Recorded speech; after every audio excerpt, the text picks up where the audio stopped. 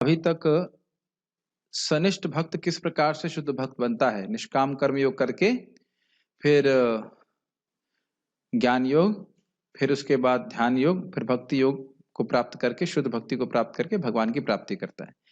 अब यहाँ थोड़ी सी थीम जो है वो चेंज हो रही है। परिनिष्ठ भक्त क्या होता है? परिनिष्ठ भक्त मतलब वो शुरुआत से ही वर्णाश्रम का आश्रय नहीं लेता है। जितना उससे वर्णाश्रम पालन हो सकता है वो करता है, लेकिन आश्रय वह भक्ति का लेता है। वर्णाश्रम के नियमों का पालन करता है, लेकिन उसका आश्रय, उसका वो मेन प्रोसेस नहीं है। मेन प्रोसेस का क्या है? भगवान की भक्ति, अनन्य भक्ति। तो उसके बारे में आज चर्चा होगी। देखते हैं कितने श्लोक कर पाते हैं। 2 श्लोक तो करने का प्रयास करेंगे। ओम नमो भगवते वासुदेवाय। ओम नमो भगवते वासुदेवाय। ओम नमो भगवते वासुदेवाय। नमो विष्णुपादाय कृष्णप्रेष्ठाय भूतले श्रीमते भक्ति वेदांत स्वामिनिति नामिने। नमस्ते सारस्वती देवे गौरवाणी प्रचारिणे निर्विशेष शून्यवादी पाश्चात्य देशतारिणे। जय श्री कृष्ण चैतन्य प्रभु नित्यानंद श्री अद्वैत गदाधर शिवासदि गौर भक्तवृंद। हरे कृष्ण कृष्ण कृष्ण हरे हरे, हरे राम राम राम हरे हरे। श्रीमद् भगवद गीता 18वां अध्याय 56 श्लोक। मेरे पीछे बोलिए। सर्वकर्माण्यपि सदा कुर्वाणो मदव्यपाश्रयः मत्प्रसादात् अवाप्नोति शाश्वतं पदमव्ययम्। सर्वकर्माण्यपि सदा कुर्वाणो मदव्यपाश्रयः मत्प्रसादादवाप्नोति शाश्वतं पदमव्ययम्। सर्वकर्माण्यपि सदा कुर्वाणो मदव्यपाश्रयः मत्प्रसादादवाप्नोति शाश्वतं पदमव्ययम्। बोलिए। सर्वकर्माण्यपि सदा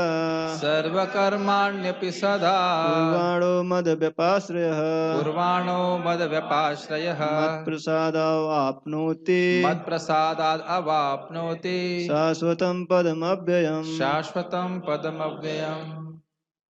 सर्वकर्माणि अपि सदा, जो भक्त सभी कर्मों को सदा हमेशा कुर्वाणो मद व्यपाश्रय मेरा आश्रय लेकर के करता है।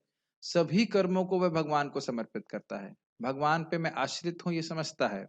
मैं अपना कर्म करने के लिए स्वतंत्र नहीं हूं ये समझता है। स्वामी भगवान है, वह प्रसन्न होने चाहिए मेरे कर्मों से, यह समझता है।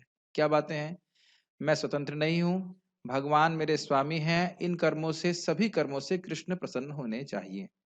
देखिए, थोड़ा अंतर यह है कि सनिष्ठ भक्त जो था, जो कर्मयोग कर रहा है, वह कर्म करने के बाद फल को भगवान को समर्पित कर रहा है। सारे नहाने धोने इत्यादि जो कर्म है उनको नहीं समर्पित कर रहा है। लेकिन यहाँ पे जो भक्त हैं, इसके बारे में बात हो रही, परनिष्ठ भक्त, वह अपने सभी कर्म को, नहाना धोना खाना सोना सब कुछ कृष्ण को समर्पित करता है। क्यों, कैसे? क्योंकि ये कर्म जब भगवान की भक्ति के पीछे होते हैं तो यह भी भक्ति हो जाते हैं। जैसे एक हो गई स्वरूप सिद्ध भक्ति, मंगल आरती जाना, भगवान के सामने कीर्तन हो गया करना, यह हो गया स्वरूप सिद्ध भक्ति। वह स्वरूप से ही भक्ति है, उसकी आकृति और प्रकृति भक्ति है। लेकिन हम स्नान जब कर रहे हैं इसलिए कि मंगल आरती में जाना है, तो यह स्नान करना भी भक्ति हो जाता है। इसे कहते हैं संग सिद्धा भक्ति या आरोप सिद्ध भक्ति। भक्ति है नहीं, लेकिन भक्ति के लिए आवश्यक है स्नान करना, इसलिए वह भी भक्ति हो जाता है। बात समझ में आ रही है? जैसे कि कोई उदाहरण देने की बात नहीं, यही उदाहरण ही समझ में आ रहा है। तो अपने शरीर का भी भक्त अगर ध्यान रख रहा है तो इसीलिए ताकि वह भगवान की भक्ति कर सके, तो वह भी भक्ति का एक अंग बन जाता है। तो अपने सभी कर्मों को भगवान को समर्पित करता है, कर्मों को ही समर्पित करता है, केवल कर्म फल को समर्पित नहीं कर रहा है। और कर्ता का भाव नहीं है। भगवान के आश्रम में हूँ, भगवान अगर कुछ चाहेंगे तो हो पाएगा, नहीं तो हम नहीं कर पाएंगे। प्रयास पूरी तरह से होता है अपनी तरफ से, लेकिन उसकी सफलता भगवान पर निर्भर करती है, ये भक्त जानता है। मद व्यपाश्रय का अर्थ समझ में आ रहा है? व्यपाश्रय मतलब अच्छे से आश्रय लेकर के, ये समझते हुए कि जो कुछ भी हम भक्ति में भी कार्य कर पा रहे हैं वो भगवान की कृपा से ही कर पाएंगे। ठीक है, अगर ऐसा करेगा तो क्या होगा? तो कहते हैं मत प्रसादात अवापनोति। आपनोति कर तो आप समझते ही, आपनोति मतलब प्राप्त करता है। मत प्रसादात मतलब मेरे प्रसाद से, मेरी कृपा से। यानी कि इन दो चीजों को करने से, जो पहली लाइन है, इन दोनों को करने से भगवान की कृपा प्राप्त होती है। अभी अपने सारे कर्मों को भगवान कृष्ण को समर्पित करना, यानी भगवान कृष्ण के लिए ही कर्म करना, ये बात हो रही है। और उन करते हुए भी भगवान प्रसन्न हो, भगवान इस कर्म से प्रसन्न हो, ये भावना रखते हुए, भगवान का आश्रय लेते हुए कि भगवान अगर चाहेंगे तो ये कार्य पूरा होगा, ये कर्म मैं कर पाऊंगा भगवान के लिए। इस प्रकार से अगर कोई करता है तो कह रहे हैं मत प्रसादाद अवापनोति, वह व्यक्ति मेरी कृपा के द्वारा प्राप्त करता है। क्या प्राप्त करता है? तो कह रहे हैं शाश्वतम पदम अव्ययम। शाश्वतम कर समझते हैं? शाश्वत मतलब जो कुछ समय के लिए, हाँ, हमेशा रहता है। पदम अव्ययम, पदम मतलब भगवान का धाम, अव्ययम मतलब जो कभी नष्ट नहीं होता है। श्लोक समझ में आ गया? श्लोक तो समझ में आ गया, लेकिन वाकई समझ में आया कि नहीं पता नहीं। श्लोक तो समझ में आ गया है, लेकिन वाकई समझ में आया है कि नहीं पता नहीं। यानी कि जिसको वाकई समझ में आएगा वो किसी न किसी रूप से भगवान की सेवा में लगे रहेगा। प्रभुपाद जी इसमें बहुत प्रैक्टिकल एडवाइस दे रहे हैं, बहुत प्रैक्टिकल, आप लोग खुश होंगे सुन करके। भाई क्या प्रभुपाद कह रहे हैं कि मैं जब करता हूँ, जब मेरा मन हट जाता है उससे, मतलब ऊब जाता है, तो मैं हारमोनियम बजाता हूँ, अगर मतलब भगवान का भजन गाता हूँ, जब इससे हट जाता है तो भागवत पढ़ता हूँ, जब इससे हट जाता है तो कुछ और करते हैं। यानी कि भगवान ये नहीं कह रहे हैं कि पूरा दिन आपको एक ही कार्य करना है। हम इस पूरे दिन में एक ही कार्य करते हैं, केवल खाते हैं पूरे सुबह से शाम तक, खाना पीना स्नान करना, बहुत सारे कार्य करते हैं। उस आर्ट को सीखे कि वह हर चीज भगवान के लिए वो कर सके। और इतना तो मैं समझ रहा हूं कि हर व्यक्ति के संग स्पेशल एक गुण है, जो उसको खुद को पता नहीं कि वो गुण कैसे है। आप कभी देखो विग्रह के जो लोग सुंदर सुंदर श्रृंगार करते हैं, मुझे पूरा विश्वास है कि जो पुजारी सेवा करते होंगे बाद में आकर देखते होंगे कि अरे ये इतना सुंदर श्रृंगार मैंने कैसे किया। मेरे पास जब गौरनिताई के विग्रह थे, जब मैं उनको सजाता था, सेवा करता था, बहुत पहले की बात है, 2007 की बात होगी, तो बड़ा जब सजा लेते हैं उसके बाद बड़े प्यारे लगते हैं। ये सब पुजारियों का स्वभाव, मतलब देखेंगे आप, बहुत वो जितना सेवा कर रहे हैं, प्रेम से सेवा करते हैं, वो कृष्ण और आईडी देते हैं, और अच्छे से करते हैं। हम लोग जिन्होंने डेटी सेवा किया वो समझते होंगे इस बात को। कभी कभी ऐसे आप कुकिंग करते हैं तो आप उतना अच्छा सोचे नहीं, लेकिन उससे और अधिक अच्छा बन जाता है कि नहीं? तो ये दिखाते हैं कि जब भगवान की हम कुछ सेवा करना चाहते हैं तो भगवत कृपा से सब कुछ अच्छा हो जाता है। कभी कभी हम प्रवचन देते हैं कि ये पॉइंट कहाँ से आ गया, ये कहाँ से आ गया, कहाँ से आ गया, अंदर से कृष्ण ही कुछ आप बोलना चाहते हैं भगवान के बारे में, तो भगवान इस प्रकार से शक्ति देते हैं, है कि नहीं? ठीक है, मैं सब बातें क्यों, हाँ, मैं भगवान बोलता है भगवान की कृपा प्राप्त होती है जब हम कुछ भगवान के लिए करना चाहते हैं इस प्रकार से। जैसे आप जान रहे हैं कि श्रील कृष्णदास कविराज गोस्वामी, जब आप ग्रंथ पढ़ेंगे ना, मैं उसको अब पढ़ रहा हूं तो लालच लगता है कि उसको पढ़ना शुरू कर दें। इतना अद्भुत ग्रंथ है कि आप कल्पना नहीं कर सकते। ऐसे आप पढ़ेंगे तो पता नहीं, जब थोड़ा समझ में आने लगता है तब लगता है कि कितना सुंदर ग्रंथ है, एक एक बात शास्त्र से है, और इतना सटीक, इतना फ्लो है उसमें, इतना सुंदर तरीके से बताया गया है। और वो कब लिखा गया है? 90 साल की उम्र में, जब कह रहे हैं कि मुझे ना तो कुछ समझ में आ रहा है, ना कुछ सुनाई पड़ता है, मेरे हाथ भी हिल रहे हैं, आश्चर्य की बात यह है, और फिर भी मैं लिख रहा हूं। अब कल्पना कीजिए, हम लोग कल्पना नहीं कर सकते कि हम 90 साल के नहीं हैं। 90 साल में तो समझ में आना मुश्किल होता है, लिखने की तो बात छोड़ दीजिए, वो भी इतना सटीक ग्रंथ महाप्रभु ने लिखवाया। तो ये बहुत सुंदर है कि हम, ये बहुत सुंदर भावना है, जो भी हम सेवा करें, ये समझते हुए प्रभुपाद बहुत अच्छे से समझाएंगे कि हम पूरी तरह कृष्ण पे आश्रित हैं। बहुत सुंदर है, अपना दायित्व लेके हम करते हैं, लेकिन आश्रय किसका ले रहे हैं?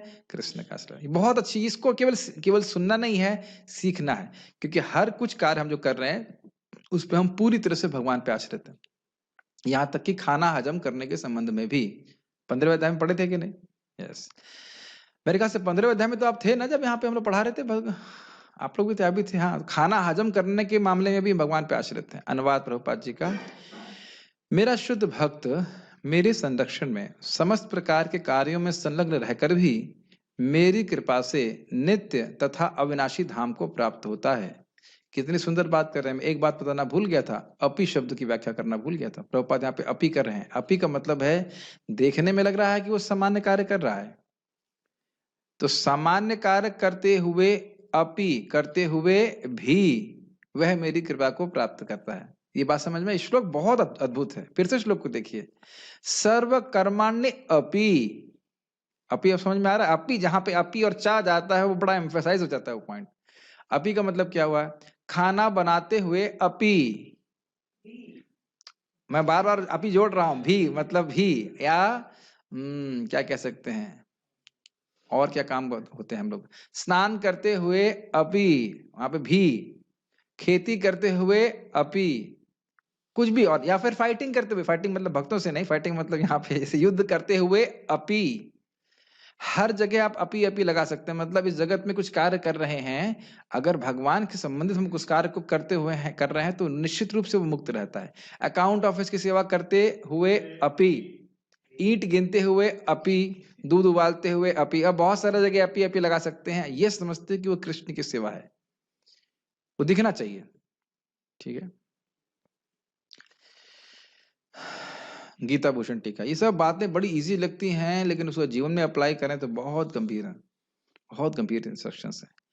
यहाँ 2.5 श्लोकों में परिनिष्ठ भक्त की साधना का वर्णन भगवान कर रहे हैं। 2.5 मतलब 56, 57 और 58 का फर्स्ट। परिनिष्ठ कर समझ गए? परिनिष्ठ मतलब वह वर्णाश्रम के नियमों का उतना ही पालन करता है जितना होता है, जितना बनता है, ताकि अन्य लोगों को उदाहरण प्रस्तुत हो सके। लेकिन उसका आश्रय क्या है? भगवान की डायरेक्ट भक्ति, श्रवणम कीर्तनम विष्णु स्मरणम इत्यादि। उसका आश्रय वर्णाश्रम नहीं है। इतनी बात समझ में आ रही है? ठीक है, ये इसी को अनन्य भक्त कहते हैं। एक और आगे आएगा, उसे कहते हैं निरपेक्ष, मतलब वह वर्णाश्रम का मतलब नहीं, वो केवल भक्ति करता है। तो जो ब्रह्मचारी हैं, जो सन्यासी हैं, वह निरपेक्ष में आ जाते हैं, क्योंकि वर्णाश्रम से कुछ मतलब नहीं, केवल भक्ति करना है। और जो गृहस्थ आश्रम में है वह भी अनन्य भक्त हो सकते हैं, बशर्ते वह भगवान की शुद्ध भक्ति का आश्रय लें। वह यह ना सोचे कि मैं इस आश्रम के कार्य करके भगवान की भक्ति प्राप्त कर लूंगा, महान बन जाऊंगा। वो कर रहे हैं, ऐसा नहीं, मेरी बात समझ में आ रही है? गृहस्थ आश्रम के नियमों का पालन करना है, लेकिन इन नियमों का पालन करके ही मैं शुद्ध भक्ति को प्राप्त हो जाऊंगा, ये नहीं है। नाम जप करना, श्रीमद् भगवद गीता भागवत का श्रवण करना, ये इंपॉर्टेंट बात है। इसको महाप्रभु ने बोला था, स्थाने स्थितः श्रुतिगताम तनवांग मनोभी ये प्रायशो जित जितोप्यसित स्त्रीलोक्याम। अपने स्थान में स्थित है, वो गृहस्थ आश्रम में हो या कहीं पे भी रहे, लेकिन वो भगवान के बारे में श्रवण करता है। ये मुख्य पॉइंट होना चाहिए। जो बुद्धिमान व्यक्ति समझ गया कि चाहे वो किसी भी आश्रम में हो, कि श्रुतिगत होना बहुत जरूरी है। श्रुतिगत मतलब वेद से, वेद तो खैर क्या पढ़ेंगे, श्रीमद् भागवतम भगवद गीता से नियमित रूप से भगवान का श्रवण करे और हरे कृष्ण मंत्र का जप करना, ये मुख्य मुख्य कार्य है। इसी से भगवान जो जीते नहीं जाते हैं किसी के द्वारा, वह भी जीत ले जाते हैं भक्त के द्वारा, क्योंकि ये भगवान ने स्वयं व्यवस्था करी है। अब क्योंकि भागवतम आने वाली है, तो श्रीमद् भागवतम को सुनने की इच्छा मात्र से भगवान हृदय में ग्रसित हो जाते हैं, और सुन लेगा तो कहना ही क्या। अब कहेंगे ऐसा क्यों है? भगवान ने स्वयं व्यवस्था बनाई, भगवान ने स्वयं शास्त्र लिखा हुआ है। तो ये बात हम खाली कर रहे थे कि वह उसका जो साधना है, वह साधना भक्ति है, ना कि वर्णाश्रम। ये बात बोल रहे हैं। भले ही वो वर्णाश्रम के फ्रेमवर्क में है, उसमें है, लेकिन उसका मुख्य उद्देश्य है भगवान कृष्ण की भक्ति करना। उद्देश्य और साधना भगवान की भक्ति करना है। समझ में आ रहा होगा? परिनिष्ठ समझ में आ रहा है? नहीं आ रहा है? ठीक। वह अपने नियत कर्मों को गौण रूप से करता है। गौण का मतलब सेकेंडरी, मुख्य रूप से नहीं करता, जहां तक वह सरलता से किए जा सकते हैं। यह अपि शब्द से इंगित होता है, और वह एकमात्र कृष्ण की ही शरण लेता है, मद व्यपाश्रय, और यह उसका मुख्य कार्य होता है। और इस प्रकार भगवान की परम कृपा से यानी मद प्रसादात से उनके शाश्वत धाम यानी पदम को प्राप्त करता है, जो नित्य शुद्ध ज्ञान और आनंद से परिपूर्ण है। ये अव्ययम शब्द की व्याख्या है। यह बात समझ में आ रही है? सर्वकर्माण्य अपि मतलब अब उस वर्णाश्रम के सारे कर्म, यहाँ पे एक अर्थ थोड़ा हल्का सा अलग ले रहे हैं कि वह सारे कर्मों को ठीक ठीक कर पाए, जरूरी नहीं है। जैसे कि भरत महाराज कुछ यज्ञ किए, कुछ यज्ञ नहीं किए जब राजा थे। वो मुख्य बात है वो भगवान की भक्ति करे, क्योंकि देखिए भक्ति किसी भी अन्य प्रोसेस के अनपेक्ष है। भक्ति कर रहे हैं तो वह अपने आप ही जीव को पूरी तरह से शुद्ध करने वाली है। ऐसा नहीं है कि अब उसको वर्णाश्रम के ये कर्म करने होंगे तब वह शुद्ध होगा। त्यक्त्वा सुधर्मम चरणाम्बुजम हरेर भजन पक्वोथ पते ततो यदि यत्र क्वा भद्रम अभूद अमुष्य किम कोवार्थ आप तो भजताम सुधर्मतः। किसी ने अपने स्वधर्म को त्याग दिया है, भगवान का आश्रय ले लिया है और कदाचित वह गिर भी गया तो उसका नुकसान क्या है, नारद जी बोल रहे हैं। और किसी ने अपने धर्म बड़े अच्छे से किए लेकिन भगवान का भजन नहीं किया तो उसका फायदा क्या हुआ? समझने कोई फायदा नहीं हुआ। तो भक्ति एक बार जिसने कर ली उसका संस्कार कभी नष्ट नहीं होता है। मान लीजिए किसी का शरीर छूट गया और भक्ति वह पूरी तरह से नहीं कर पाया, उसका कोई भी नुकसान नहीं है। क्यों कोई नुकसान नहीं है? क्योंकि अगले जन्म में भक्ति फिर वहीं से कंटिन्यू करेगा। भक्ति का संस्कार एक बार है तो वह कभी नष्ट नहीं हो सकता। इसीलिए लोगों को उत्साह के संग भगवान जितना हो सके इस जीवन में संस्कार को इकट्ठा कर लेना चाहिए। मैं ये नहीं समझ रहा हूं कि मेरी सारी बात सबको समझ में आ रही है, ऐसा नहीं है। लेकिन इतना समझ में आ रहा है कि कुछ हो रहा है यहाँ पे, इतना समझ में आ रहा है कि कुछ हो रहा है। डिस्को हो रहा है कि भगवत गीता हो रही है? भगवत गीता तो लग रहा है, सब कुछ लग रहा है, भगवत गीता कुछ हो रहा है। समझ में सबको आ रहा है ऐसा नहीं है। तो संस्कार बन रहा है, संस्कार बन रहा है। आप मंदिर में जाते हो, भले ही कृष्ण याद नहीं रहते कैसे दिख रहे हैं आज, लेकिन संस्कार बन रहा है, संस्कार बन रहा है। और यह संस्कार कभी नष्ट नहीं हो सकता, इंप्रेशन। और फिर यही इंप्रेशन, संस्कार आगे जाकर के फिर व्यक्ति को भक्ति में लेके आता है। इसलिए भक्ति हमेशा, तो पॉइंट क्या था कि भले ही वो वर्णाश्रम के कर्मों को पूरी तरह से ना कर पाए ठीक ठीक प्रकार से, लेकिन कोई उसको नुकसान नहीं, जितना हो सकता है वो करता है। लेकिन मुख्य बात है वो भगवान कृष्ण की शरण भक्ति के द्वारा लेता है। इसीलिए बोल रहे हैं मद व्यापाश्रय, भक्ति के प्रोसेस के भक्ति साधन को वह आश्रय लेता है। ये बात समझ में आ रही है? ये उसका मुख्य कार्य है। और इस प्रकार से करता है तो भगवान की कृपा प्राप्त होती है। ये हमको समझ लेना चाहिए कि कृपा प्राप्त करना कोई कठिन कार्य नहीं है, बहुत सीधी सीधी बात है। आप नाम जप करिए, भगवान की भक्ति करिए, प्रणाम करिए, सेवा करिए, अपने आप भगवान तो बहुत आतुर हैं वरदान देने के लिए। तो अपनी तरफ से कोई होल्ड नहीं करके रखे। होल्ड अगर कुछ है वो हमारी तरफ से, भगवान की तरफ से कुछ भी नहीं। और बाकी आपने अव्यम की व्याख्या समझ ली। नित्य शुद्ध है मतलब वहां पे गुणों का कोई भी प्रभाव नहीं है, रजगुण तमगुण सतोगुण का कोई प्रभाव नहीं है। ज्ञान और आनंदमय, हर वस्तु वहां पे आनंदमय। कभी सोचा है इसके मतलब क्या है? पता नहीं वहां पे लैपटॉप है कि नहीं, लेकिन वहां लैपटॉप तो नहीं वहां पे जरूरत होगी। लेकिन फल भी आनंदमय और फल ज्ञानमय। मतलब आप विचार करें तो बुद्धि वहां तक जा नहीं रही ना। आनंदमय, ज्ञानमय, फल, पेड़ पौधे, घास, तो इस प्रकार के धाम की प्राप्ति होगी। और ये सब कुछ सत्य है, एकदम अक्षर सत्य। प्रभुपाद कहते हैं जैसा चंद्रमा सत्य है, सत्य आपको दिख रहा है, सूर्य सत्य है, ऐसे ही भगवान का धाम है। जितना इसके बारे में श्रवण करेंगे उतना ही हमको श्रद्धा सहज रूप से आने लगती है। इस संबंध में वेदांत में उक्ति है कि सर्वथापि तत्र वो भय लिंगात, एक परनिष्ठ भक्त अपने प्रथम कर्तव्य के रूप में हर परिस्थिति में भगवान की सेवा करते हैं, क्योंकि इसका श्रुति और स्मृति शास्त्रों में इंगित किया गया है, इसको होना चाहिए। तो इसका अर्थ समझ गए आप लोग। मुख्य प्रयोजन क्या है? मुख्य कर्तव्य है भगवान कृष्ण की भक्ति, और बाकी जितने कार्य हैं वह उसके सपोर्ट में होने चाहिए। समझ में आ रहा है बात? इसी तात्पर्य, मद व्यपाश्रय शब्द का अर्थ है परमेश्वर के संरक्षण में। भौतिक कलमश से रहित होने के लिए शुद्ध भक्त परमेश्वर या उनके प्रतिनिधि स्वरूप गुरु के निर्देशन में कर्म करता है। दीक्षा काले गुरु करे आत्मसमर्पण, सेई काले कृष्ण करे तार आत्मसम। क्या गलती है? शिष्य को करना होता है क्या? अच्छा, मुझे लगा गुरु जी को करना होता है। दीक्षा काले शिष्य करे आत्मसमर्पण, सेई काले कृष्ण करे तार आत्मसम। किसको किसको आत्मसम करता है?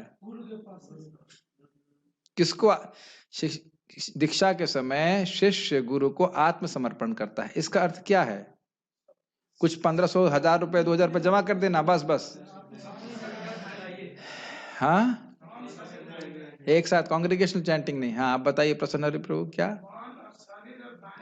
यस, शरीर से, मन से, वाणी से भगवान के और गुरु की सेवा करनी है। सेई काले कृष्ण करे तार आत्मसम। तो एक भक्त दीक्षा लेना चाहते हैं, लेकिन मैं जब पूछता हूँ जब के बाद, जब की क्या पोजीशन है, जब की पोजीशन गड़बड़ है तो दीक्षा क्यों लेना चाहते?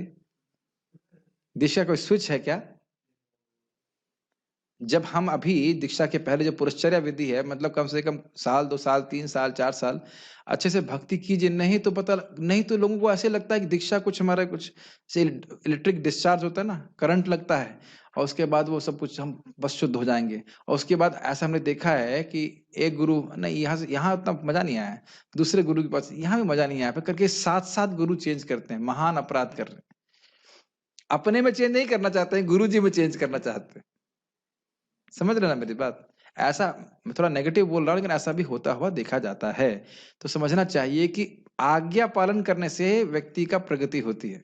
आज्ञा बहुत क्लियर है, 16 माला का जप, 4 नियमों का पालन एकदम क्लियर है, कुछ उसमें डाउट नहीं है कि कैसे कृपा प्राप्त होगी। गुरुजी ने एकदम स्पष्ट बता दिया है, लेकिन हम समझ नहीं पाते इस बात को।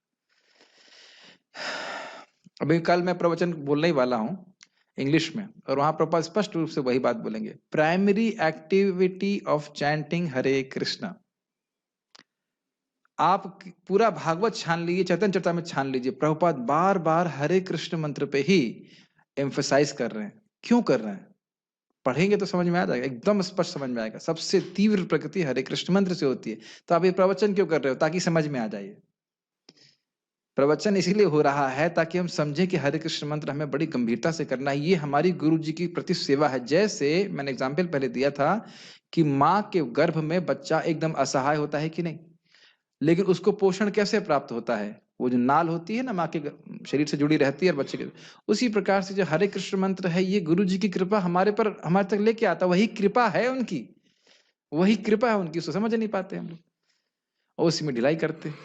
तो हमें थोड़ा ध्यान रखना चाहिए इसमें। तो पहली चीज यही है, प्रभुपाद जी हमारे सभी के गुरु हैं और पहला निर्देशन वो यही दे रहे हैं कि हरे कृष्ण मंत्र को बहुत अच्छे से करिए। आप बार बार अपने तात्पर्य में प्रभुपाद इस बात को रख रहे हैं, बार बार रख रहे हैं।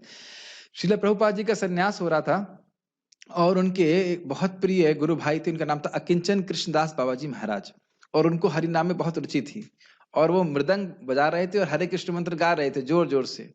तो जो यज्ञ कर रहे थे वो ब्रह्म संहिता बोल रहे थे, तो उन्होंने कहा थोड़ा हरे कृष्ण मंत्र को थोड़ा कम करो, ऐसे कम कर लो, और प्रभात कह रहे थे बढ़ाओ। तो वो है, वो अकिंचन कृष्णदास बाबा जी महाराज कह रहे थे, मैं समझ गया था कि स्वामी महाराज की, प्रभुपाद को स्वामी महाराज कहते थे, उनकी हरिनाम में बहुत श्रद्धा है और हरिनाम का प्रचार करेंगे पूरे विश्व में। और प्रभुपाद भी इस बात को बोले कि मेरे इधर कोई योग्यता नहीं है। योग्यता तो है, लेकिन प्रभुपाद बोल रहे हैं नम्रता में, मेरी कोई योग्यता नहीं है, बस मुझे हरिनाम पे पूरा विश्वास है कि ये लोगों के हृदय को परिवर्तित करेगा। प्रभुपाद ने यही किया। एक और बात प्रभुपाद जी कहते हैं, एक जगह लिखते हैं कि मेरे शिष्य बहुत सारी पुस्तकें, बहुत सारी ऑस्टियर बुक्स लेके मेरे पास आ रहे हैं, मतलब उसमें बहुत सारी तपस्याएं लिखी हैं, ये तपस्या करनी है, वो तपस्या करनी है, लेकिन जबकि वह है हरे कृष्ण मंत्र की तपस्या को नहीं कर पा रहे। प्रभा तात्पर्य में इस प्रकार से लिखते हैं, सब लोग सोचते हैं ये व्रत करना है, वो व्रत करना है, न नाम सम व्रत, न नाम सम यज्ञ, न नाम सम तप, न नाम के समान तपस्या है, न यज्ञ है, न व्रत है। इसको समझ नहीं पा रहे। तो मैं खाली बात कर रहा था कि अगर इस तरह से हम गुरु को समर्पण करते हैं तो पहला समर्पण है कि अपनी वाणी को समर्पण करें, वाणी को हरे कृष्ण बोलने में नियमित रूप से लगाएं और बाकी अपनी इंद्रियों को भी संयमित करें। तब गुरु के मार्गदर्शन में जब काम करते हैं तो मौतिक कलमश से हम रहित हो पाएंगे। उसके लिए समय की कोई सीमा नहीं है, वह सदा 24 घंटे 100% परमेश्वर के निर्देशन में कार्यों में संलग्न रहता है। बहुत सिंपल लाइन लग रही है, लेकिन ये बहुत ही रहस्यमय है। चैतन्य चरितामृत में इसको समझाया जा रहा है कि जब भक्त भगवान की सेवा करता है तो उससे आध्यात्मिक शक्ति के द्वारा प्रोत्साहन मिलता है। समझ में आ रही बात? आध्यात्मिक शक्ति के द्वारा प्रोत्साहन का अर्थ क्या है? ही फील्स हैप्पी, वह खुश होता है सेवा करके। सेवा का फल है सेवा, क्योंकि उस सेवा से सुख मिलता है कि नहीं? और जिस व्यक्ति को यह प्राप्त होने लग गया, बस उसका जीवन सफल। अब वो सेवा का प्रारूप अलग अलग हो सकता है। किसी जैसे आप प्रभु जी कुकिंग करते हैं, प्रभु जी भगवान के लिए कुकिंग करते हैं, मैं भी जो भी, सबकी अलग अलग सेवा का स्वरूप अलग हो सकता है। किसी को डेटी वर्शिप अच्छी लगती है, किसी को खाना अच्छा लगता है, लेकिन खाने से दिक्कत है कि केवल आप दिन भर नहीं खा सकते हैं। लेकिन कुछ कुछ सेवा सभी को अच्छी लगती है, किसी को श्रवण बहुत अच्छा लगता है, किसी को कीर्तन अच्छा लगता है। तो इनको करते समय हम भगवान की अंतरंगा शक्ति के संपर्क में आते हैं और स्पेशली हम हरे कृष्ण मंत्र के द्वारा आते हैं। तो ये हमको प्रोत्साहित करता है, यू सी, स्पिरिचुअल एनकरेजमेंट। और इसी कारण से भक्त अधिक अधिक कृष्ण की सेवा करना चाहते हैं। ये भक्ति में प्रगति का मुख्य लक्षण है कि रात में सोते समय आपको यही लगे कि मैंने कुछ भी कृष्ण के लिए खास नहीं किया। मैं फिर से रिपीट कर रहा हूं, अगर हम रात में सोते समय ये अनुभव कर रहे हैं कि मैंने कृष्ण के लिए खास कुछ किया नहीं है, कृष्ण को सेवा करने की कुछ लालसा बढ़ रही है, तो समझ लेना चाहिए कि प्रेम के लक्षण हमारे हृदय में बढ़ रहे हैं। ये समझ में आता है ना? तो आप कहेंगे अच्छा इसका मतलब है कि मैं कम सेवा करता हूं, और तब तो मुझे वाकई लगेगा कि मैंने कम सेवा करी है और फिर मेरा प्रेम बढ़ जाएगा, है ना? ये मतलब है, ये कहने का अर्थ है नहीं। जितना आप कृष्ण की अधिक सेवा करेंगे, बहुत अच्छे तरह से महाराज समझाते थे, एक महाराज जी बता रहे थे कि कृष्ण कहते हैं हृदय में, thank you very much but can you do a little more. Krishna कहते हैं बहुत बहुत धन्यवाद देंगे, आप थोड़ी और सेवा कर सकते हैं। इसीलिए तो भक्त लोग उत्साहित रहते हैं। बताइए हरिदास ठाकुर जी 3 लाख नाम कैसे कर सकते हैं अगर उत्साहित नहीं है तो उत्साह कहाँ से आ रहा है? भगवान की भक्ति की अंतरंग शक्ति के प्रभाव से। तो बात बहुत सिंपल है, लेकिन प्रभुपाद क्यों बोल रहे हैं उसको समझना चाहिए। और ये बढ़ता जाता है, शुरुआत में हम नहीं कर पाते, जैसे जैसे भक्ति करते जाते हैं वो अच्छा लगता जाता है। जैसे एक माता जी बोल रही थी कि मैं उनके बारे में कुछ जानता नहीं, उन्हें ऐसे मैसेज किया कि ग्रुप में ज्वाइन करना है। उन्होंने कहा मैं जब कर रही हूँ मेरा मन कर रहा है नौकरी छोड़ दूं। उन्होंने कहा देखो हरे कृष्ण मंत्र का यही प्रभाव ही होता है कि जय जपे कृष्ण प्रति उपजाए भाव, उसको मन ही नहीं करता है भौतिक काम करने के लिए। मैंने कहा अभी तुरंत ऐसा मत कीजिए, जैसे व्यवस्था देखिएगा आगे जाकर के। ऐसे भक्त पर जो कृष्ण भावनामृत में रत रहता है, भगवान अत्यधिक दयालु होते हैं। वह समस्त कठिनाइयों के बावजूद अंततो गत्वा दिव्य धाम या कृष्ण लोक को प्राप्त करता है। कितनी सुंदर लाइन है, बहुत सुंदर बात है। इस जगत में भक्ति करना आसान है क्या? बिल्कुल भी आसान नहीं है कि नहीं? शरीर परेशान करता है, इंद्रियां परेशान करती, बाहर के लोग भी परेशान करते हैं, है कि नहीं? करते ही है, इसमें कोई बात नहीं है। कोई नहीं बोले तो मैं परेशान करता हूँ। लेकिन एक बात समझना चाहिए कि अंत भला तो सब भला। सुने है कि नहीं आप? है कि नहीं? कुछ भी होते हुए भगवान की भक्ति में अगर हम लगे रहे तो भगवत कृपा से सब कुछ अंततोगत्वा ठीक होता है। ये विश्वास भक्त को होना चाहिए। हम लोगों को खैर भक्ति में डांट भक्ति न करने के लिए पड़ती है कि नहीं? लेकिन गृहस्थ आश्रम में देखते हैं कभी कभी पत्नी चिल्लाती है, इतना क्यों भक्ति कर रहे हो, बाबा जी बन जाओगे। या पति गाली बकता है। हम तो भक्तों को काउंसलिंग करते हैं तो मालूम चल रहा है ऐसा।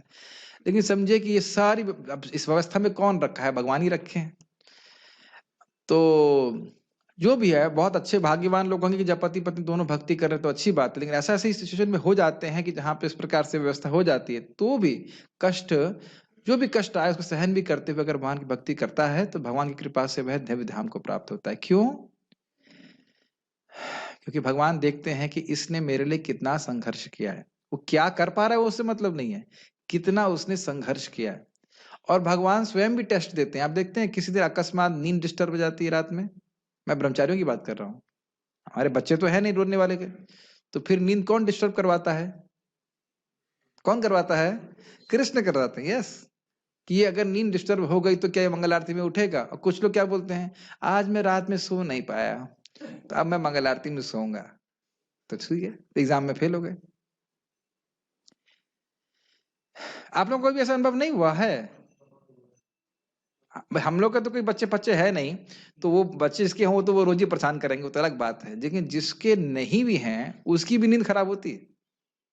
पता है मुझे एक दिन क्या क्या लगा, मैं अभी बेड पे सो रहा हूँ, मतलब बेड नहीं सॉरी गद्दे पे सो रहा हूँ, मुझे लगा मैं बेड से नीचे गिर पड़ूंगा, अब मैं उठ गया से। ऐसा हो सकता है? जमीन पे सो रहे हैं तो हमने कहा। और फिर उस दिन जब मैं बहुत संघर्ष हो गया कि नींद डिस्टर्ब हो गई थी, तो हमने कहा एग्जाम कौन दिया भाई? इल्यूजन, एकदम इल्यूजन है ना, जमीन पे सो रहे हैं और लग रहा है कि मैं नीचे गिर पड़ूंगा, मैं एकदम से उठ गया से। तो मैं देख रहा हूँ कि हर दिन एक टेस्ट है। आप ये देख पा रहे हो, हर दिन अलग रहता है, हर दिन कुछ ना कुछ कठिनाई रहती है, लेकिन हर दिन आपके पास ये मौका है कि मैं कृष्ण की सेवा करूंगा इस हरे कृष्ण मंत्र के जप के द्वारा। ये व्रत मैं नहीं छोड़ने वाला।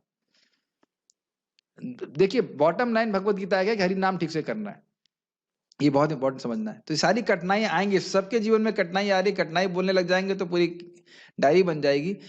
लेकिन ये कठिनाई को सहते हुए भी हरि नाम करना है, ठीक है ना? तभी भगवान की कृपा प्राप्त होती है, वहां उसका प्रवेश सुनिश्चित रहता है, इसमें कोई संशय नहीं है। क्यों नहीं है? क्योंकि भगवान की कृपा से मिलेगा उसे। एक और बात ध्यान देना होगा कि हम वहां के दरवाजे स्वयं नहीं खोल सकते हैं। ऐसा नहीं है कि जैसे यहाँ पे हवाई जहाज लेकर के पहुंच जाते हैं। भगवान के धाम में वही व्यक्ति पहुंच सकता है जिसके हृदय में नम्रता हो। जैसे यहाँ पे कभी कभी लोग दरवाजा धम्म से खोल के आ जाते हैं, ऐसे नहीं घुस सकते भागवत धाम में। उस परम धाम में कोई परिवर्तन नहीं होता, वहां प्रत्येक वस्तु शाश्वत, अविनश्वर तथा ज्ञानमय होती है।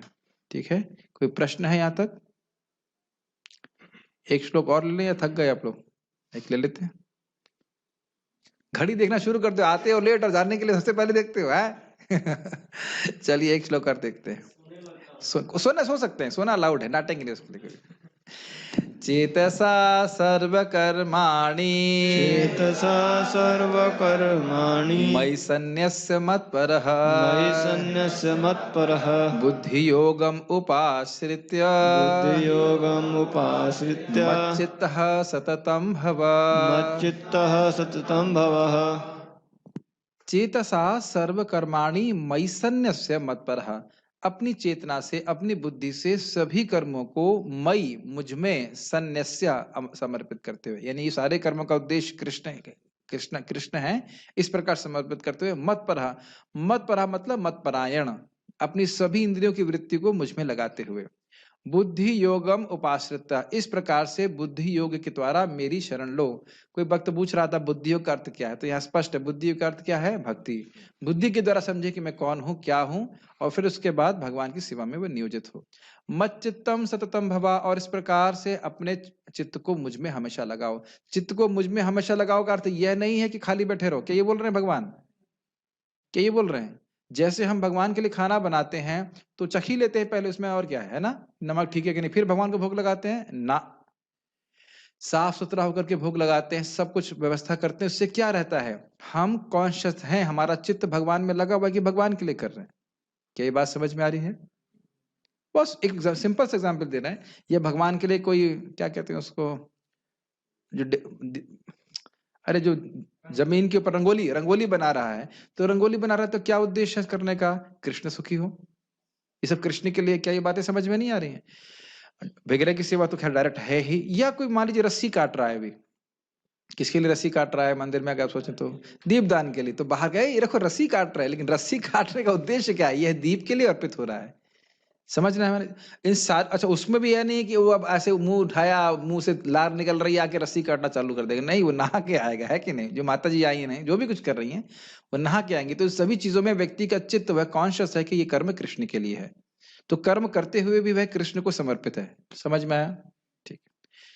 इसीलिए डेटी वर्शिप इंपॉर्टेंट है, क्योंकि व्यक्ति साफ सफाई से रहता है और वह कृष्ण के प्रति सचेत रहता है कि नहीं? ये सब चीजों का ध्यान रखिएगा। जैसे हम तिलक नहीं लगा के आते हैं तो ऐसा मत सोचिए कि महाप्रभु प्रसन्न होते। महाप्रभु की क्लास में जो पढ़ने आते थे उनको घर वापस भेज देते थे अगर तिलक नहीं लगाते तो। वो पता है, कहते तुम्हारे कपाल पे ये शमशान क्यों है, ऐसा करके महाप्रभु बोलते। तो हमारे माथे पे शमशान क्यों है? लगता है तुम आज स्नान करके नहीं आए हो भाई, जाओ जाके स्नान करके आओ। स्नान किया होता तो तुमने तिलक लगाया होता, तुमने स्नान नहीं किया तभी तो तिलक नहीं लगाए हो, ऐसे करके। तो कभी कभी लोग सोचते हैं ड्रेस से क्या फर्क पड़ता है। बहुत फर्क पड़ता है। पूतना की ड्रेस देख के ही भगवान उसको माँ बना लिए थे। वो जीन्स पैंट पहन के आई होती तो शायद फिर वो पता नहीं भगवान क्या सोचते, लेकिन वो भक्त का कपड़ा पहन के आई थी तो उसको भक्ति बना लिया था। सारे कार्यों के लिए मुझ पर निर्भर करो और मेरे संरक्षण में सदा कर्म करो। ऐसी भक्ति में मेरे प्रति पूर्णता सचेत रहो। गीता भूषण टीका। यहाँ परिनिष्ठ भक्त के गुणों का ही वर्णन चल रहा है। परिनिष्ठ की व्याख्या मैंने कर दी थी, क्योंकि इसका यह स्वभाव ही है। क्या स्वभाव है? सभी कर्मों को कृष्ण को समर्पित करना। वह अपने समस्त नियत कर्मों को अपने स्वामी मुझको मतलब कृष्ण को समर्पित करता है। सन्न्यस्य कर्मों को कैसे समर्पित करता है? समझ में आ रहा है ना? खाना बनाना कृष्ण के लिए, नहाना भी कृष्ण के लिए, पूजा में ही लगा रहता है। यस। और कर्ता की चेतना से रहित होते हुए, मतलब मैं कर रहा हूं ये भावना नहीं है, मैं अकेला करने वाला नहीं हूं, भगवान पे निर्भर होकर करना है। मुझे ही एकमात्र लक्ष्य बनाते हुए, मतलब इसके द्वारा मुझे भगवान की प्राप्ति हो, मुझे शुद्ध भक्ति प्राप्ति हो, ये एकदम क्लियर है। इसे कहते हैं मतपरा। और मुझ में ही आश्रय ग्रहण करके और भक्ति योग का आश्रय ग्रहण करके और अपने कार्य करते हुए चित्त को सदा ही मुझ में लगाता है। क्या क्या चीजें हैं? भगवान का आश्रय, भगवान की कृपा मुझे प्राप्त हो। भक्ति योग का आश्रय कैसे प्राप्त होगी? भगवान की भक्ति करके। और भगवान के लिए करके और ये सब भगवान की भक्ति करके कृपा प्राप्त होती है और फिर कर भक्ति करता भी है। ऐसा नहीं केवल सिद्धांत सीख लिया उसके बाद कुछ करा नहीं। और चित्त को मुझ में लगाता है। चित्त को मुझ में लगाना तो बात अभी मैंने आपको समझा दिया। करते समय उसका चित्त बड़ा सचेत रहता है कि वह कार्य कृष्ण के लिए हो रहा है। ये बहुत इंपॉर्टेंट बात है। ये चीज केवल एक भक्त समझ सकता है। आप धन देकर किसी को ऐसा नहीं करा सकते कि कृष्ण के लिए, कितना भी बोलिए उसको समझ में नहीं आएगा। इस समझ में बिल्कुल नहीं आएगा कि वो कृष्ण के लिए है। इस वेरी, ये बहुत सूक्ष्म बात है, बहुत सूक्ष्म बात है कि ये कार्य कृष्ण के लिए, ये कार्य कृष्ण के लिए, ये कार्य कृष्ण के लिए।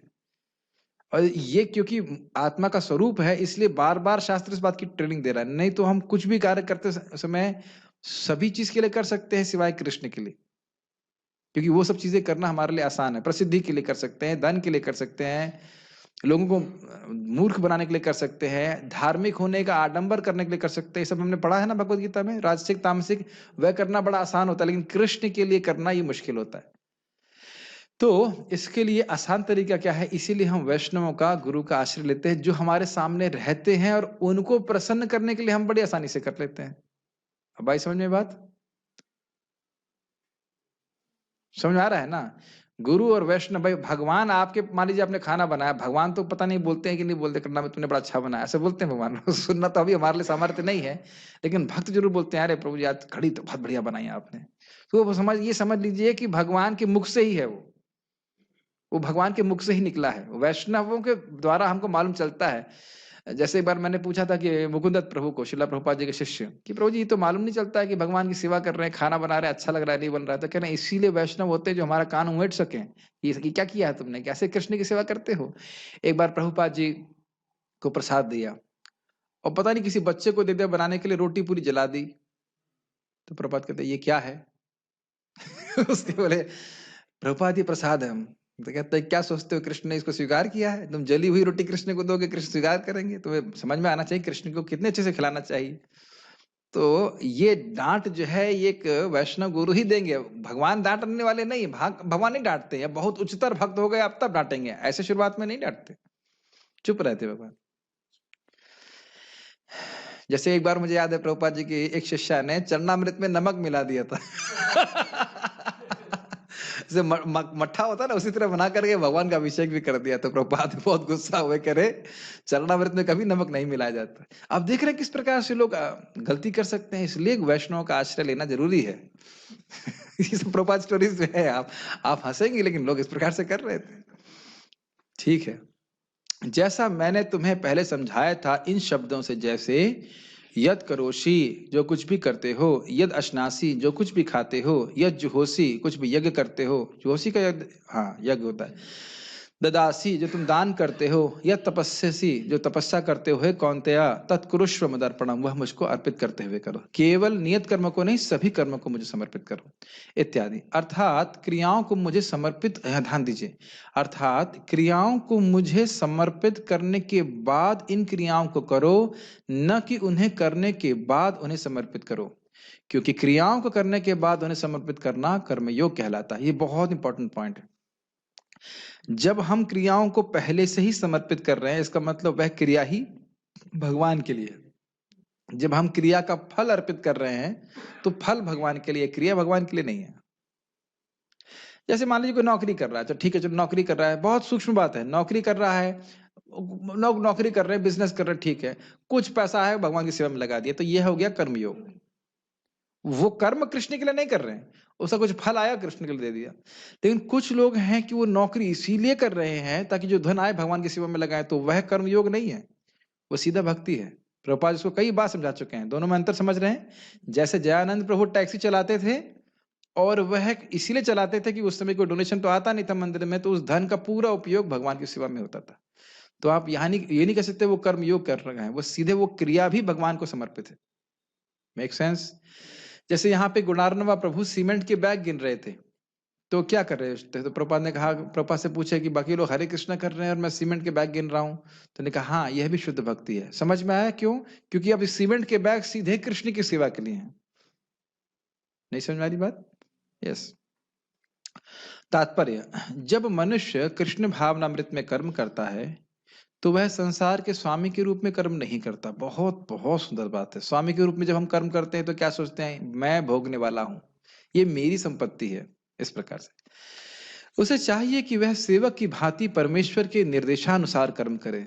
सेवक को स्वतंत्रता नहीं रहती, वह केवल अपने स्वामी के आदेश पर कार्य करता है, उस पर लाभ हानि का कोई प्रभाव नहीं पड़ता। बहुत ही सुंदर लाइन है श्रील प्रभुपाद जी की। जैसे हम उसको अपने प्रैक्टिकल जीवन में देखें, हम भक्ति का प्रचार करना चाहते हैं, हर भक्त करना चाहता है, मैं इतनी कहूंगा कि नहीं करना चाहता, लेकिन कभी हम लोगों को प्रचार में सफलता मिलती है, लोग हमारी बात स्वीकार करते हैं, और कभी स्वीकार नहीं भी करते, है कि नहीं। लेकिन दोनों ही स्थिति में हमें भगवान की वाणी को रिपीट करना है, और भगवान की वाणी को जब रिपीट करेंगे, यथावत जो ज्ञान आचार्य ने दिया है उसको यथावत देंगे, तो भगवान परमात्मा के रूप में उस व्यक्ति को समझा देंगे। हमें लोगों को इंप्रेस करने के लिए बातों को तोड़ना मरोड़ना नहीं चाहिए, जैसी हैं यथावत प्रस्तुत कर देना चाहिए। और कुछ लोग हैं जो शुद्ध घी खरीदना चाहते हैं, समझ रहे हैं। कुछ लोग तो चाहेंगे कि 110 रुपए किलो का घी मिल जाए, लेकिन कुछ लोग चाहते हैं कि 3000 रुपए का मिले लेकिन अच्छा मिल जाए। Make sense. प्राय लोग जो है वह भक्ति नहीं करना चाहते हैं, नियमों का पालन नहीं करना चाहते हैं, लेकिन क्या शब्द मैंने इस्तेमाल किया, प्रायः। मतलब कुछ लोग हैं जो भक्ति ठीक से करना चाहते हैं, चाहते हैं कि हमारे जीवन में परिवर्तन हो, चाहते हैं कि भगवान के धाम की प्राप्ति हो, और ये प्रभुपाद के प्रचार का लक्ष्य है कि लोग भगवान की भक्ति करें और सीरियस गंभीर हो जाएं भगवान के धाम जाने के लिए। और ऐसे व्यक्ति दीक्षा लेने के बाद ये नहीं कहेंगे कि 3.5 पालन कर सकता हूं और 4.0 नहीं कर सकता। अभी मुझे एक भक्त पूछ रहे थे कि उनकी माँ को किसी ने बोला कि ये भाई 3.5 ही कर सकते हैं। पूछा उनकी माँ ने, भाई ये 4.0 कौन कर सकता है, अवैध स्त्रीसंग कौन रोक सकता है ऐसे करके, या जो भी है।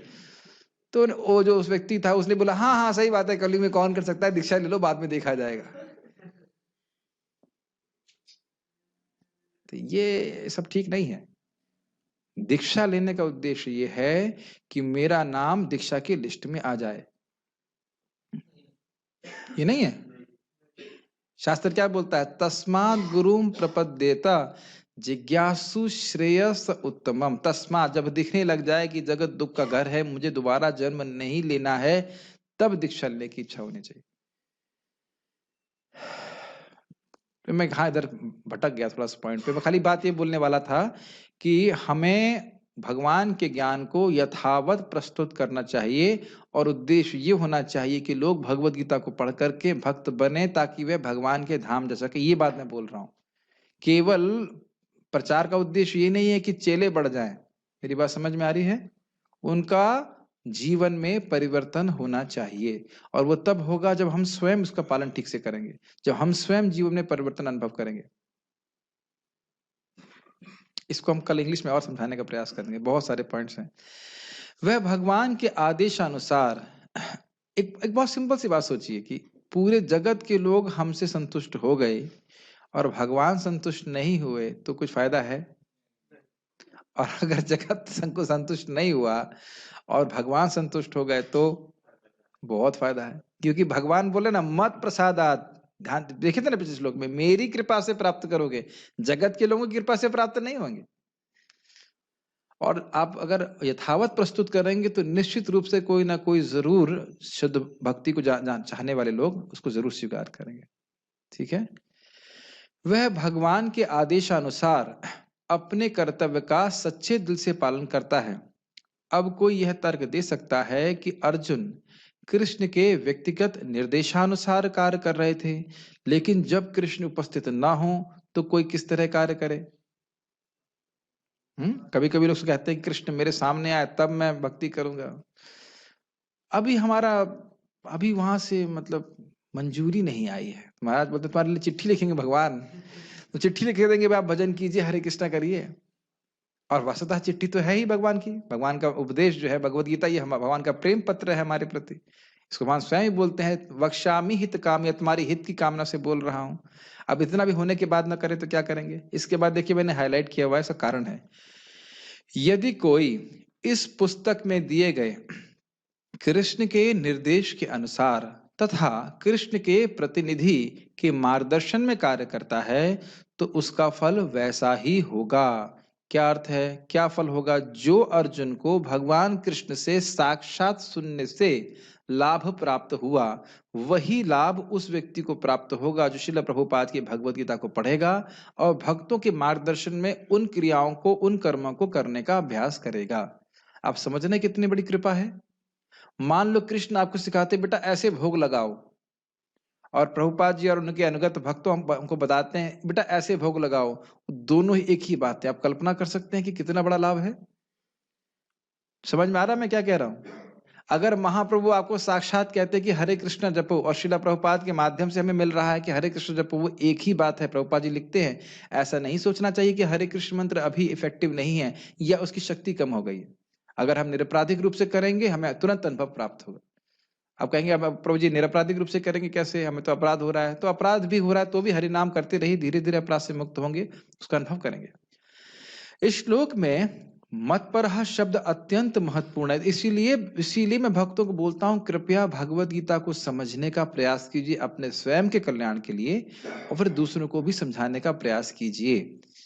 ये कितनी बड़ी कृपा आप दूसरों पे करेंगे आप कल्पना नहीं कर सकते हैं। लेकिन दिक्कत ये है कि समझना कठिन नहीं है, समझने का प्रयास करने की इच्छा लाना कठिन है। ये बात समझ रहे हैं? समझना कठिन नहीं है, नहीं समझ में आया फिर पूछो, सही समझ में आ रहा फिर पूछ सकते हैं, लेकिन इच्छा ही नहीं होती है इस प्रकार से प्राय। तो उसका भी मैं कुछ नहीं कर सकता, लेकिन ठीक है, कम से कम अपने जीवन में तो अप्लाई कीजिए। अपने जीवन में अप्लाई करेंगे तो फिर समझ में आ जाएगा हाँ काम करता है, फिर दूसरों के लिए भी अप्लाई कर सकते हैं। इस श्लोक में मत्परः शब्द अत्यंत महत्वपूर्ण है। यह सूचित करता है कि मनुष्य जीवन में कृष्ण को प्रसन्न करने के लिए कृष्ण भावना भावित होकर कार्य करने के अतिरिक्त अन्य कोई यह सूचित करता है कि मनुष्य जीवन में कृष्ण को प्रसन्न करने के लिए कृष्ण भावना भावित होकर कार्य करने के अतिरिक्त अन्य कोई लक्ष्य नहीं होता। कृष्ण भावना भावित होकर कार्य मतलब मैं कृष्ण का हूं, मुझे कृष्ण की प्राप्ति करने के लिए कृष्ण का भजन करना है। बहुत सिंपल, वेरी सिंपल, और कोई उद्देश्य लेके नहीं करना। जब वह इस प्रकार कार्य कर रहा हो तो उसे केवल कृष्ण का ही चिंतन इस प्रकार से करना चाहिए। कृष्ण ने मुझे इस विशेष कार्य को पूरा करने के लिए नियुक्त किया है, और इस तरह कार्य करते हुए उसे स्वाभाविक रूप से कृष्ण का चिंतन हो आता है। क्या फॉर्मूला सीखा आपने? ये समझ में आ रहा है? हमको लग रहा है कि ये व्यक्ति मुझे सेवा दे रहा है या ये व्यक्ति सेवा दे रहे हैं, और सेवा में कौन दे रहा है? भगवान। धाम में वास कौन दिया है? समझना चाहिए। और अगर उनके भक्तों को प्रसन्न करेंगे, अच्छे से सेवा करेंगे, तो भगवान हमारी सेवा को स्वीकार करते रहेंगे, भले हमारे अंदर कितने भी दोष हो। भक्तों को सुखी करने का प्रयास रहे, भगवान को सुखी करने की इच्छा रहेगी तो भगवान की कृपा से हम रह पाएंगे।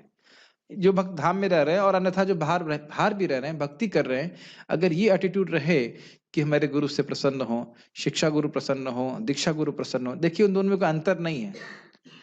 शिक्षा गुरु बोल रहे हैं 16 माला जब सुबह कर लो, दीक्षा गुरु प्रसन्न होंगे कैसे? क्या उत्तर है? दीक्षा गुरु का कोई अलग अलग शिक्षा है क्या? ये प्रभुपाद जी कुछ अलग बोल रहे हैं? शिक्षा गुरु बोलेंगे भाई दोपहर में जाकर के जप करो, रात में जप करो।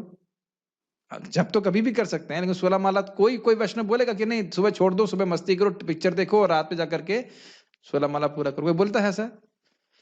दोनों में कोई भी भेद नहीं है। आप चैतन्य चरितामृत में देख लीजिएगा, दोनों ही शिष्य के उद्धार के लिए ही है।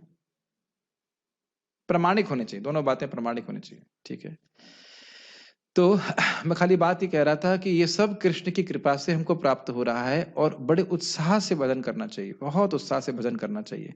और अगर ये बात समझिएगा, जब हम ये कह देते हैं कि मैं सेवा नहीं करूंगा, जो भी हमारे भक्त हैं उनके हृदय में भी आ गया यार, तो वहीं हमारी भक्ति कुंठित हो जाती है। मैं आप लोगों को इसलिए नहीं बोल रहा हूँ कि आप मेरी बात सुनिए, मैं इसलिए नहीं बोल रहा हूँ कि मैं प्रयास कर रहा हूँ कि लोग मेरे अंडर में सेवा ना करें। इस आश्रम में मैं सबको अपने से अलग सेवा दे रहा हूँ, मोस्टली दे रहा हूँ ना इस तरह से। सभी लोग मेरे अंडर में सेवा नहीं कर रहे हैं, इसलिए मैं एक शिक्षा के रूप में बोल रहा हूँ, सबका नाम नहीं रख रहा हूँ। आप लोग, कितने लोग मेरे अंडर डायरेक्ट सेवा कर रहे हैं? कोई भी डायरेक्ट, मेरे ख्याल से कोई भी व्यक्ति डायरेक्ट सेवा नहीं कर रहा हूँ। ध्यान दीजिएगा कि जो भी सेवा को मिली, जो भी 4 घंटे 5 जो भी सेवा मिली है, वह इस भावना से करें कि प्रभु जी, जो भी प्रभु जी का आप सेवा कर रहे हैं वो प्रसन्न हो। वो शुद्ध भक्त है या नहीं वो मत सोचिएगा, ये सेवा आपको कृष्ण के द्वारा मिली है। नहीं समझ में आ रही बात? जो एग्जाम्पल आपको दूंगा, युधिष्ठिर महाराज से और द्रौपदी के संग कितना खराब बर्ताव किया था कि नहीं। और फिर जब उनको कहा ठीक है राज्य वापस ले लो, उसके बाद फिर दोबारा बुलाया गया था उनको द्यूत क्रीड़ा के लिए, बुलाया गया था कि नहीं। लेकिन और वो जान रहे थे कि फिर वही गड़बड़ हो सकता है, लेकिन उन्होंने बोला नहीं, राजा की आज्ञा है, राजा की मुझे आज्ञा, मुझे पालन करना चाहिए, अपना कर्तव्य मुझे करना चाहिए। ये बहुत इंपॉर्टेंट बात है। और ये एटीट्यूड, श्रेष्ठ भक्तों को प्रसन्न करने की भावना, ये बहुत अच्छी भावना है। क्यों? उनके हृदय में ये आएगा कि अरे काश ये भक्त रह जाता। ये हमेशा ध्यान रखेगा, और इस प्रकार से ही इनको आशीर्वाद प्राप्त होता है। ये उत्सुकता, सेवा करने की भावना, ये अच्छा रहता है। और बाकी मैं ये शिक्षा पर स्पेशली ब्रह्मचारियों को बोल रहा हूँ, बाकी जिन लोगों का जहाँ स्थान है वो अपना हिसाब से कर सकते हैं। और हम बचते रहेंगे तो कहाँ तक बचेंगे, काल तो सबके पीछे लगा ही हुआ है। थोड़ा थोड़ा मैं कठोर बोलता हूँ, लेकिन बात बड़ी विचारणीय है, वेरी इंपॉर्टेंट पॉइंट। ठीक है, मतलब मैं खाली ये बोल रहा हूँ कि कृष्ण तुरंत नहीं दिखते हैं, लेकिन गुरु वैष्णव भक्त लोग दिखते हैं। उनको प्रसन्न करने के कार्य करने से व्यक्ति भगवान को प्रसन्न करता है। यस्य प्रसादात भगवत प्रसाद, सुना है कि नहीं? यही पूर्ण कृष्ण भावनामृत है। किंतु यह ध्यान रहे कि मन माना कर्म करके उसका फल परमेश्वर को अर्पित ना किया जाए। तो स्पष्ट है, शास्त्र के अनुसार होना चाहिए।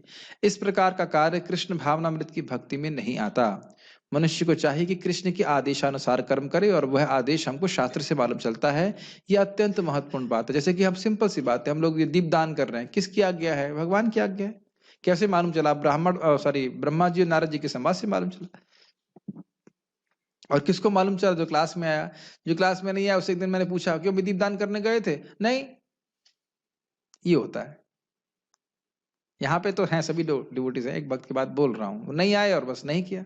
फिर मैंने वो डांट लगाई, हमने कहा एक नहीं दो करेंगे, दो आपको दीप दान करना है। समझ नहीं पा रहे कितना फायदा है। यह अत्यंत महत्वपूर्ण बात है। कृष्ण का यह आदेश गुरु परंपरा के द्वारा प्रामाणिक गुरु से प्राप्त होता है। क्लियर हो गया? या मैं अपने मन से बोल रहा था? ठीक है। अतएव यानी जो प्रभुपाद जी का 16 माला का जप का आज्ञा है, वह किसकी आज्ञा है? सीधे कृष्ण की आज्ञा है, सीधे कृष्ण की आज्ञा है। एक बात समझ लीजिए संबंध में, जब भी पावर ऑफ अटॉर्नी समझते हैं आप? समझते हैं मतलब कि मैं बोलूं मान लो समुद्र प्रभु को, समुद्र मेरे प्रभु मेरे रिप्रेजेंटेटिव हैं, समुद्र प्रभु इस जमीन के जो है आपको लेन देन करना है, आप जो डिसीजन कर दोगे वो मान्य होगा। ये समझते हैं? उनके पास जमीन का अधिकार नहीं है, लेकिन उस समय उस कार्य के लिए मैंने आप कर रहे, जो देखना वो कर लेना।